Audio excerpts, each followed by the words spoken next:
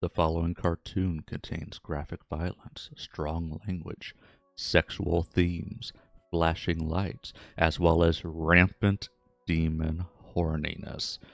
So, yes, it's intended for mature audiences. Hello, everyone. I am Fallon.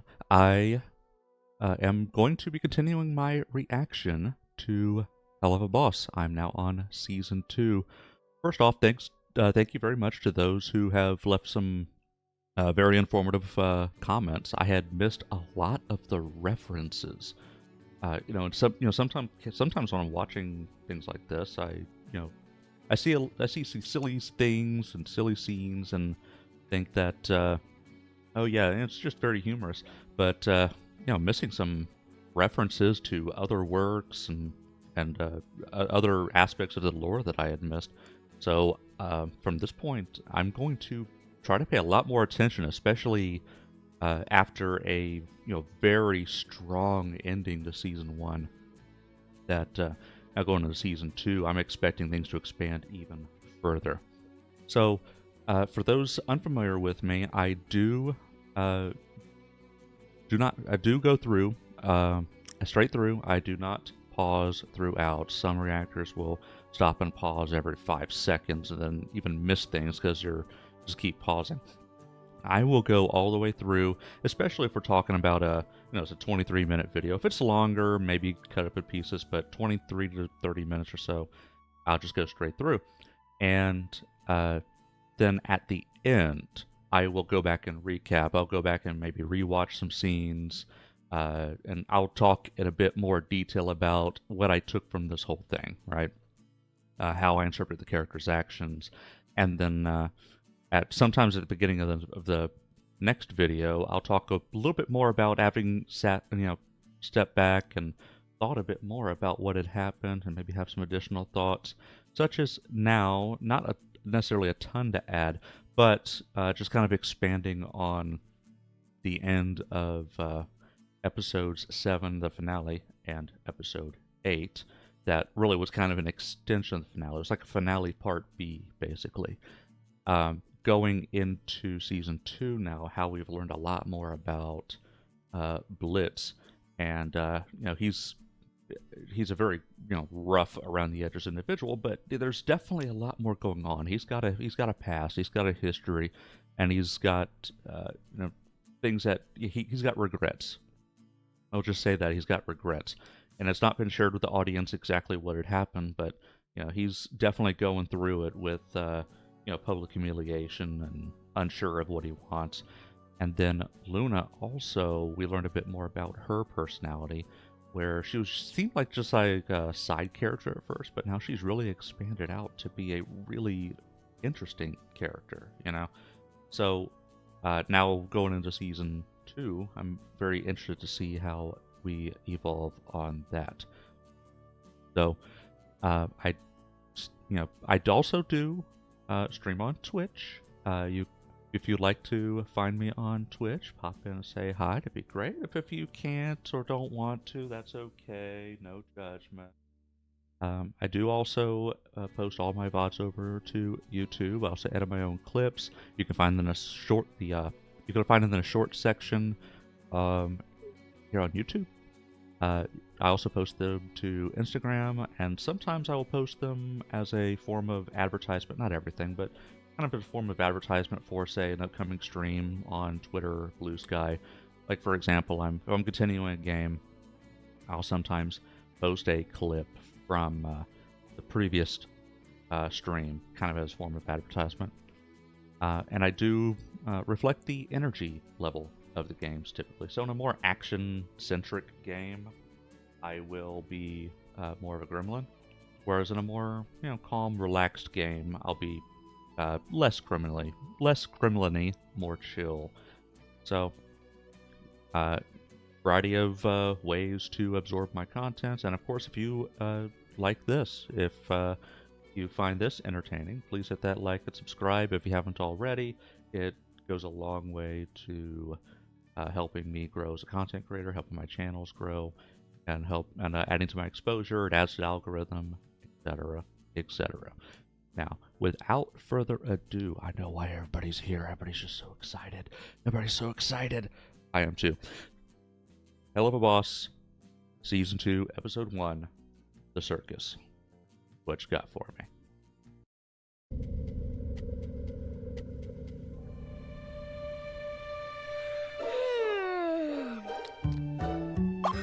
My birthday! My birthday! It's my birthday! Yay! Birthday! Birthday! Is this a young Stolis? Birthday time! Calm yourself, young prince. You know excitement is unbecoming of a geisha. Oh, right. But Father told me today is the day I am old enough to know my purpose and responsibility. Of course, I'm sure it will be wonderful. As a grub.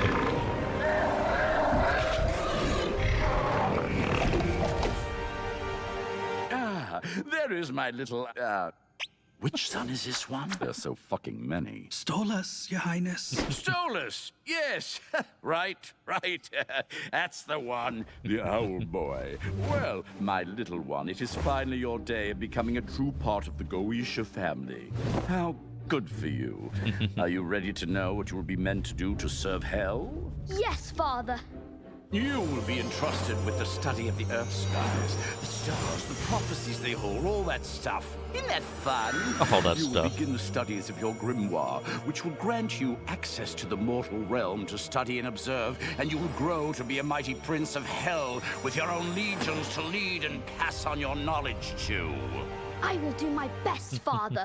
Wonderful. Also, son, you are destined to sire a precautionary addition to the Goisha family, so you are now engaged. Congratulations. Isn't she charming? Oh, that's an ugly noise, son. Here, how about you cease this bitch crying? That usually works. Oh, would you like it if I took you to the circus in town? Children enjoy the circus, right? Would that distract you enough from your non-negotiable future marriage?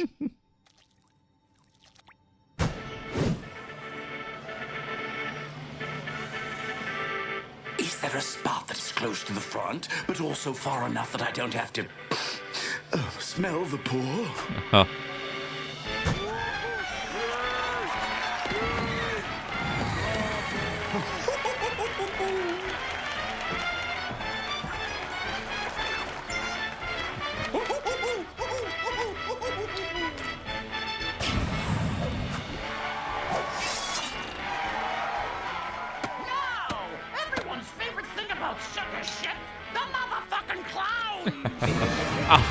Blitz. You ready, Blitzø? Born ready. Oh. Wait. Oh! That wasn't Blitz, but this is. Oh, that's funny. Hey, you folks, want to see me make a horse? Crap. Close enough.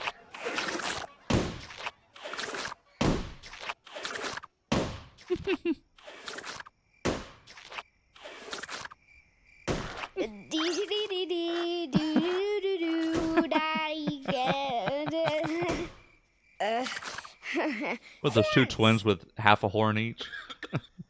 Or one horn each?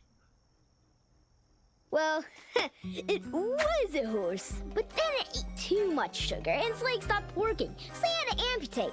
Now it's a gross worm horse. See? He gets it. Yeah. Because horses, they make no sense. Okay, Blitzø, that's enough horsing around.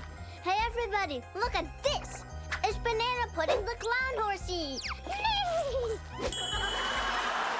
I liked his broken horse stroke. It was funny. Their legs do stop working when they eat too much sugar. It's called laminitis. I learned something. He's laughing like an owl. Ads. What a show! That was real great. So, that little clown that you have, my son really enjoyed that one. I was wondering if I could buy him. Buy him. Buy him? Purchase him. Yes, accurate. My son doesn't have any friends, you see, and he liked the little clown boy. It's his birthday. He's so sad, and I don't want to deal with him. Can I write a check? Well, Fizzaroli is a big draw. He has a few more shows to be in today, so it would be pretty expensive. No. The other one. Blitzø? Correct. How much? Well, he's my son, so... how much you got in your pocket? A wadded up 5 and a slim fit condom. That's plenty. A slim fit. Splendid. Fetch him for me and we will be on our way.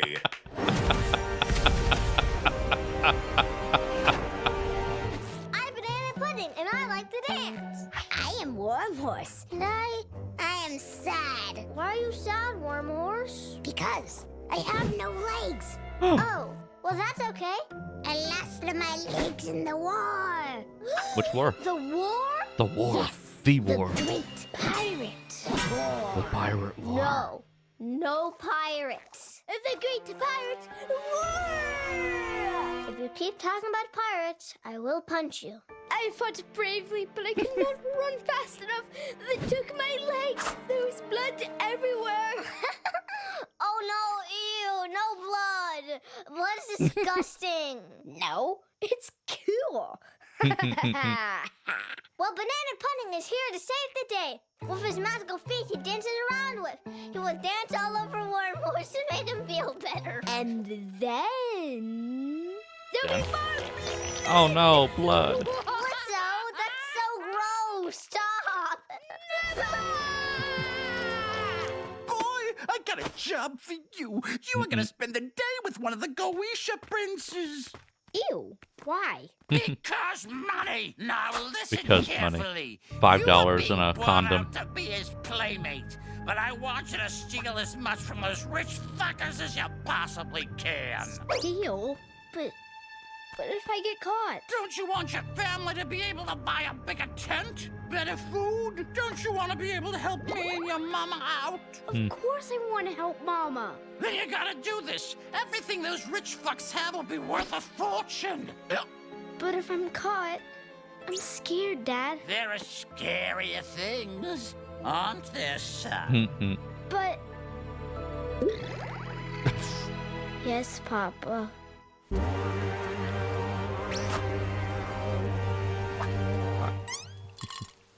Oh, Here is your new Blushing. friend, my son. Happy birthday. both parents are friend, I so guess. shitty. Hi. Both fathers. I'm Blitzø. I'm Stolis. It's nice. Ouch. Don't bow to that one. He bows to us, idiot. Oh, right. Sorry, Father. I'm so good at daddying.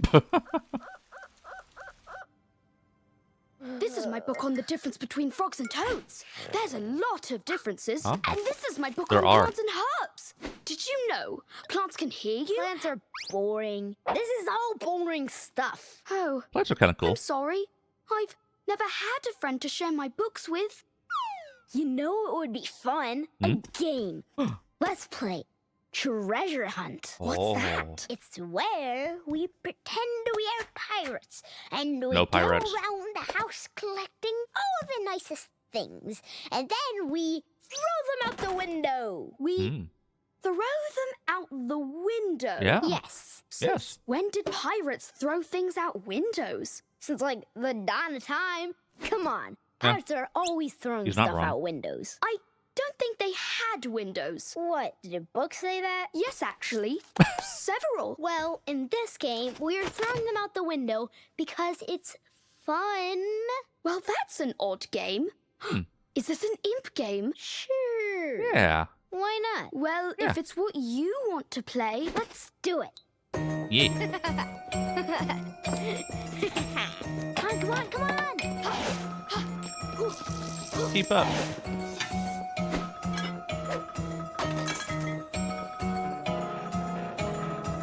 So many shinies.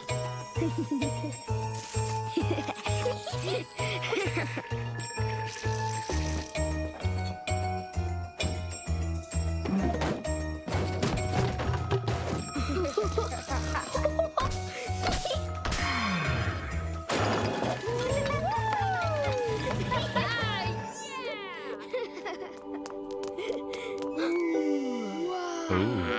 the chandelier. Oh, wow. That's quite the chandelier. Wow.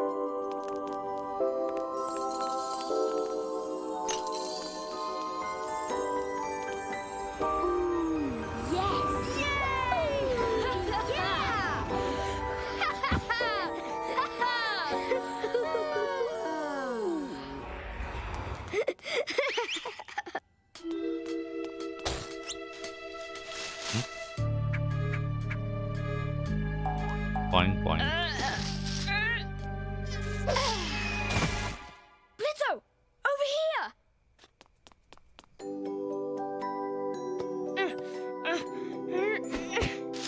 So what is that? Your diary? No, this is my new grimoire. It's a spell book. I have to learn it so that I can access the living world. The living world? Like the one with humans and stuff? Where the sinners come from? Mm-hmm. That's cool. Yes, I'm supposed to learn to use it to study the sky. Why? My dad says I can find prophecies, but I don't really know. But I'm supposed to. That's what my job will be when I grow up. To join the rest of the Goetia family. Well, you know what I'm gonna do when I grow up? I'm gonna run my own circus, and I'm gonna be the most famous imp ever, and I'll be able to do what I wanna do all day. I'm gonna make so much money and buy myself a big building with a big office. A big office? Office, yeah. For a circus? Sure. Yeah, a big office. Circus business with clowns and horses. And the horses will all have good names, like Stapler and Biscuit Queen. Biscuit Queen. I'm sure you will. That sounds like a good business. Yeah, and if you apply, I'll hire you. Maybe. Maybe. You'll hire me?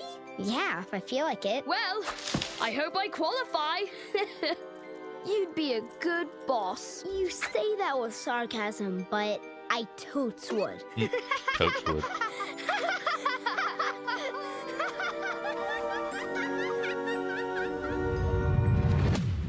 "25 years later."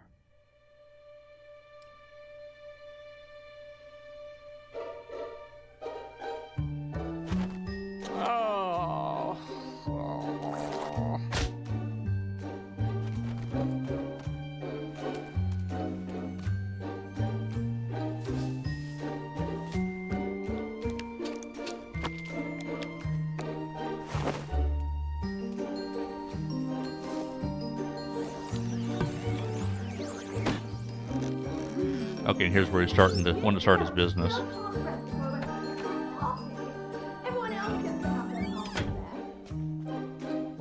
I know still being married isn't a big enough occasion, but to be fair, it's no picnic being married to a boring stiff like Stolis.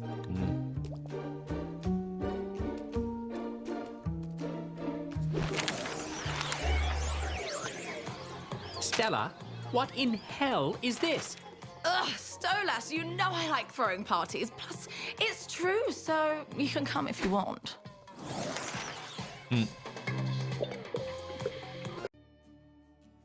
More ads.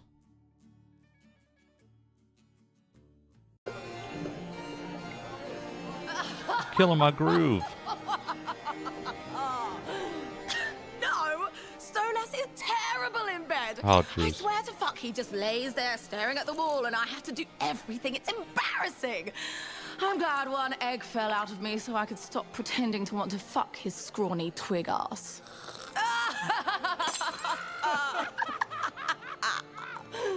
Oh, jeez. What a pathetic fucking man. Do you have anything stronger than this? We have absinthe, Your Highness. Bring me all of it. Poor people. I'm so glad that they're not flowers. Not from anywhere near me.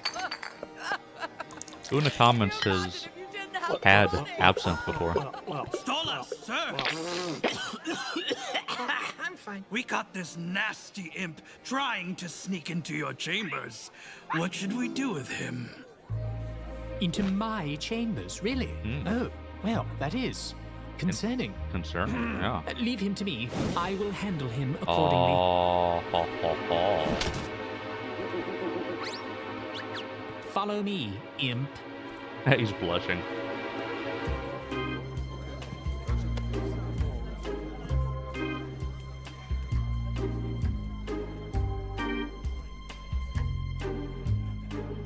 look, I didn't mean to interrupt your, whatever, the party.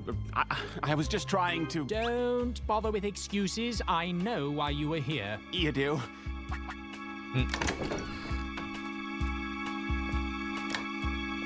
Yes, you were here to ravish me, weren't you? You? Why else would you be breaking into my room? You could have asked to visit, you know. It's been a long time, but I have a very good memory. Oh, yeah. Yeah, well, you know, I figured, you know, since you're a prince and all, it might just be easier to scale the walls and slip on in. It certainly is easier than going through your fucking staff. One would think you might be here for nefarious reasons if you are sneaking in during the cover of night. Well, I wanted to crash the party, and it's always more fun, you know, to make an entrance. I recall how you enjoy making an entrance. Oh my. So, over 2 decades since I last saw you, are you still a circus clown? Oh, no, not anymore. No, I kill people now. Oh, how afraid should I be? Well, I mean, how afraid do you want to be? Oh, well, I, you know, I was teasing. I don't really... You know, you seem pretty tense. Interesting. How about I help you out there? I've got a lot to talk about at the end. Stick around. You know, this is, getting a wee bit... Is it hot? I'm starting to feel it getting very hot. Oh, what my. are you doing? I barely remember your name. It's Blitz. Oh, didn't it have an O at the end, like a clown name? I remember... Oh. Yeah, well, it's silent now, okay? So call me... Silent now. Blitz. Okay. Blitz, what are you doing to me? What do you want me to do to you? Oh my. Well... Oh my fuck! Wow! Oh, you are so forward, Blitz. Oh, what are we doing? No, stay down, damn it. Oh, so you like to Kinky. command? You like being in charge, hmm? Alpha male. Sure do. Oh, so you're a kinky little guy. You like it when I talk to you dirty? I want you to me with your in. Get it all the way through me, you. Jelly Stop it. sandwiches. Yes, if that's what Blitzy wants. Blitzy. Blitzy, oh my. Oh my. Oh, I've never had anyone want me this way. You have no idea how long I've craved this kind of passion, and how much it means that the one who wants me is my first ever friend. All right, fine. I can do this real fast. The morning after real fast. Sorry, I fucked your husband. What?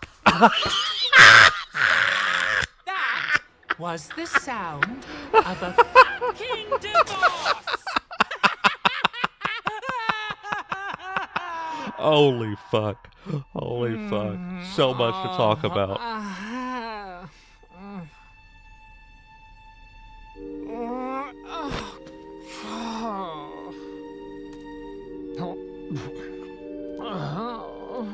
And fast forward quite a bit. Yeah. A lot to talk about. Holy crap.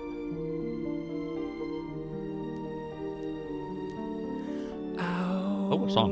In a cage, you show your age, your sweetness has run foul. Without a change, you're lost, exhausted by your time on stage. Then you walked in my room, and like sparks in the dark, life was suddenly thrilling and new.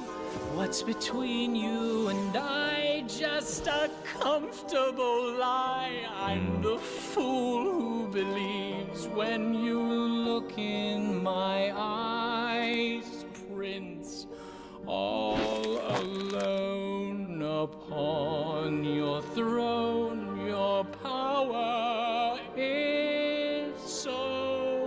frail.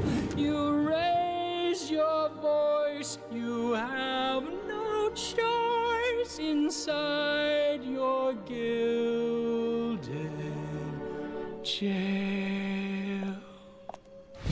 The fuck are you doing? Reflecting. Well, stop! It's annoying to hear you screeching your silly woes all the time. Why are you still here? You leave with Fia on weekends, but then you stay around the house despite everything. I like tormenting you. I want to keep reminding you of what you did. I know what I did. I would feel bad if I hurt you, but we both know I didn't do that.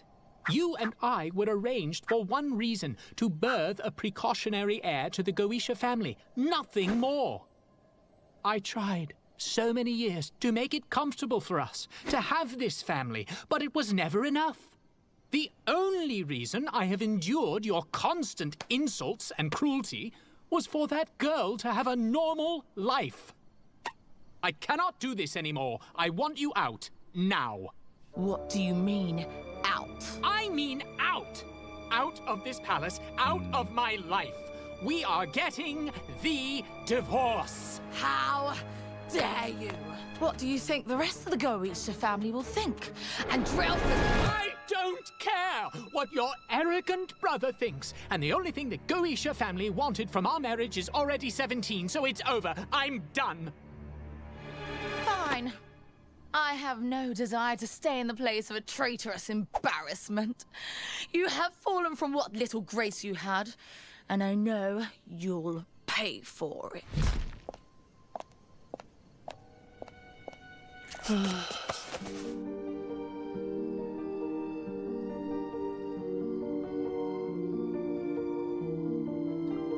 Damn.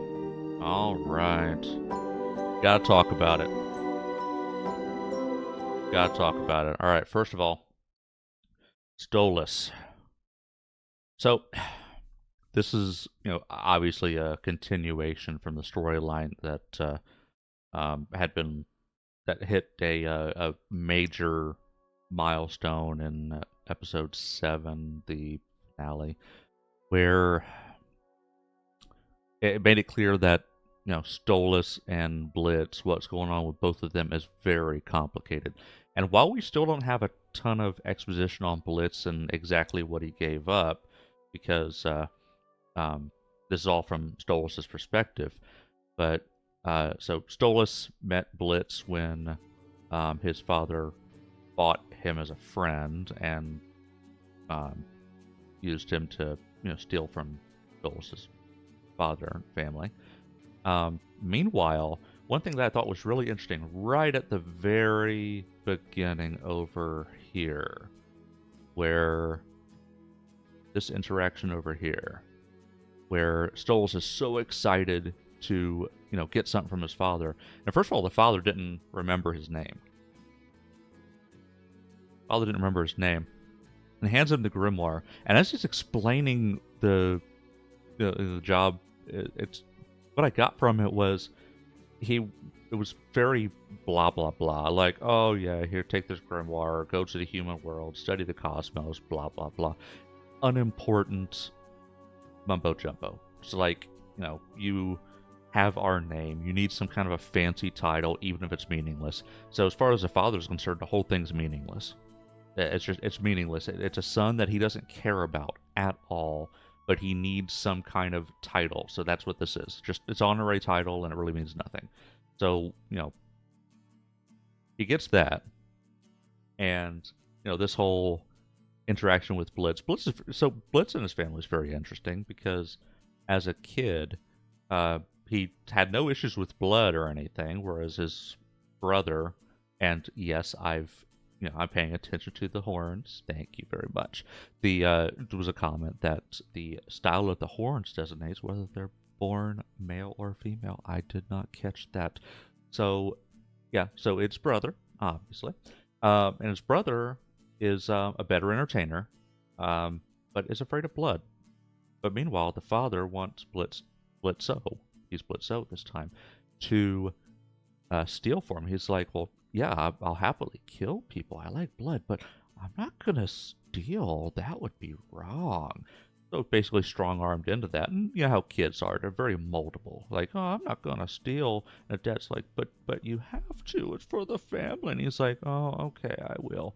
And I think ultimately it's still, Blitz still has issues, takes issues with it. Like, even though he did it for his family, and I fully expect to have more exposition on this, but for now, just kind of looking at, who Blitz is a character. Like, even as an adult, he's, very rough around the edges, but he's ultimately very caring. So I think this whole experience never sat well with him. And so, he was introduced to Stolis as a kid, and Stolis hadn't seen him for, he said, over 2 decades. So 25 years later, he hadn't seen Blitz for 25 years. Not since that day. But he still remembered him. Blitz only remembered Stolis because of the book. He was interested in the book. But Stolis remembered Blitz because Stolis likes Blitz. And you know how it can be when you're a sheltered kid, and I guess not everybody can. But, for whatever reason, whatever the reason, whether you're sheltered or you're introverted or shy or whatever the case may be, if it's difficult for you, I'll just say generally speaking, if it's difficult for a kid to meet and make friends, then the friend will be more meaningful. Like, even, like, they'll put more meaning on it. I'll kind of give a little bit of an example from myself, is I needed to have, how would you refer to it? Like, references, like personality references for something. I'm not going to say exactly what it is, but for something. And so I needed, like 3 people, right? So I go to the 3 people who probably know me better than anybody else. People who can actually say more than one sentence. And I go to one who I had known for years, and he's like, it's interesting that you would ask me, because I wouldn't consider, we're not exactly friends. I'm like, you're like one of the 3 people who know me better than anybody else, and you don't consider me to be a friend. And it's like, that really kind of says a lot. Like, not that, I'm not going to necessarily be upset over it. I hadn't even spoken to him in years for other reasons. But it's one of those things that's like, so it's one of those kind of things. Like, I completely misjudged that, not that we were necessarily friends, but to just come right out and say that, it's like, it's weird you would ask me when we're not friends. I'm like, I can't think of 3 people who know me better than you do. So that's, you know how it is. I guess, well, some may know what it is. If you know, you know. But that's how it is for people who have a hard time meeting people. It's like, I'm up there in age, and I have one individual that I'll consider to be a friend. And that, and up until a few years ago, I didn't even have that friend. So it's like, I'm elder millennial, and I didn't have a friend until I was in my 30s. So there you go. Some people, it's just more difficult to make friends than others, for whatever the reason may be, and a lot of people just have their own reason. In the case of Stolis, his reason is because of his family name, and it's the family putting importance on the name and all that. He just wants to meet and have friends, and it's just not accessible to him. So he actually makes what he considers to be a friend. So Blitz didn't think of himself as a friend of Stolis, but Stolis is like, you're the only friend I've ever had. And I still remember that day fondly 25 years later. And I know your face the moment I saw you, right? So Stolis puts a lot of emphasis on that relationship, more so than Blitz. So we fast forward a little bit. That was quite the tangent, and I apologize for those who were like, "Oh, here he's just yammering on and on and on." It's just, but this is an example of when I look for personality traits and being able to refer back to it. That's just I felt that like I just kind of a little bit on a high level. I really feel for Stolis. My impression of Stolis from the first season was, it was complex. It was complicated. I knew he was going through something, but I didn't know what that was. And I kind of saw him as a bad guy. Like, the way I saw it was his wife was pissed at him for cheating, which, she would be, right? Cheated on her with a man, an imp of all things, tear this family apart. And, I want to find, some good silver lining in Stolis, an interesting character, but, that was definitely, it felt like a fault. But as we expand a bit more here, where it was an arranged marriage, and she was a bitch from day one. Even when he was a child being told, you're going to marry this girl, you could tell, even the pictures showed her being somebody who was very abrasive, but you have no choice. And so and then they've been married for 17 years, as he said. Their daughter was now 17, and he cheated on her with Blitz because Blitz came back to his life 25 years later. And he may have caught on to what Blitz wanted. I don't know, but he instantly took it as, oh, you want to ravage me, yeah. And so, first of all, his wife being a bitch. She says, she's. So it's one thing to have the whole dead bedroom thing. That's one thing, and it's something that could potentially be corrected, but it requires both parties to want to correct it, right? But she not only has no desire to correct it, but takes every opportunity to humiliate him, like this scene right here, this bitch. And so Stolis, catching Blitz and getting all up in that. And what's hilarious is him being tied down and goes, nobody's ever treated me this way. And Blitz goes, well, I suppose I can do this real fast. And real fast was, next morning. I love that. But I totally feel Stolis here. It's like, she, like, his bitch of a wife goes, oh, he just lays there, stares at the ceiling. But here, he's getting all hot and bothered and all excited. Something tells me that he's definitely bi. Like, he's not, here's the thing, like, sometimes, like, if a man cheats on his wife with another man, it's because he was, gay the whole time. I don't think he was gay. Like, the sex with his wife was unsatisfying, but not to an extent where it's like, oh, I don't like this, right? It's like, ooh, boobs, vagina, no. It's more, I mean, without being a fly on the wall in the bedroom when things are going on, it really feels like she put in no effort, right? It's like him just kind of laying back, and that's her perspective. Her side of the story is he just lays back and she does all the work and he just stares at the ceiling. But what about his side of the story?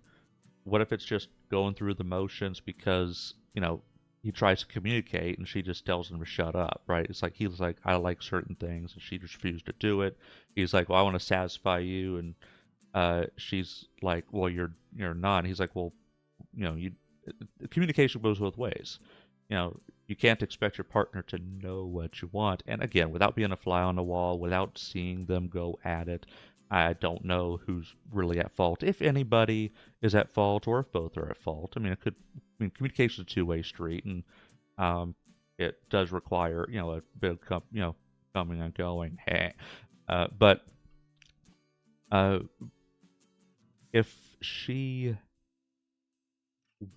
refused to communicate with him, and it's possible he had tried, and at a certain point, if at a certain point you stop trying, after 17 years, and like he said, the only reason they stuck together was to allow his daughter to have something resembling a normal life. But now she's 17, and the whole reason for them to be married is done. Like, it's not necessary anymore, and he's had it, especially after a very rough night where he went on that date with Blitz and was, felt humiliated. He's definitely going through it. He said some things to her that